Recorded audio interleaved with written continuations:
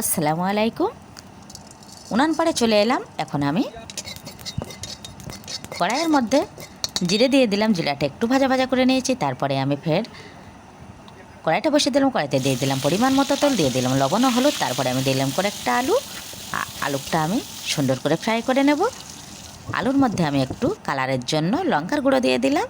আলুটা নামিয়ে নিয়ে আমি আবার ওই কড়াইতে তেল দিয়ে দিলাম পেঁয়াজ কুচি, দিয়ে দিলাম লঙ্কা, আর দিয়ে দিলাম কয়েকটা চিংড়ি আলু দিয়ে আমি কুমড়োর ছক্কাটা আজকে বানাবো। খুব সুন্দর টেস্ট হয় এটা। এখন আমি কুমড়োটা একটু ভাজা ভাজা করে নেব। আমি আবারও কুমড়োর মধ্যে দিয়ে দিচ্ছি স্বাদ মতো লবণ, দিয়ে দেবো পরিমাণ মতো হলুদ।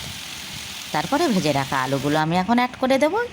দিয়ে আলু ও কুমড়োর সঙ্গে সুন্দর করে কষিয়ে নিয়ে শেষের দিকে আমি মাঝখানে আমি একটু দিয়ে দিচ্ছি আবার একটু চিংড়ি। তারপরে আমার একেবারে কুমড়োর ছক্কা রেডি। আল্লাহ হাফেজ।